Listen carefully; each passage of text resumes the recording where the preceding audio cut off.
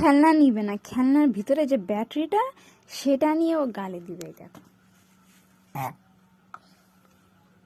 খেলনা নিয়ে খেলবে না। এত সুন্দর যে ওকে খেলনাটা কিনে দিয়েছি আমি, সেটা নিয়ে খেলবে না। কি নিয়ে খেলবে তুমি?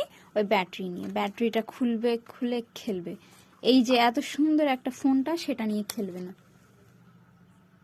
এই হচ্ছে বাচ্চা।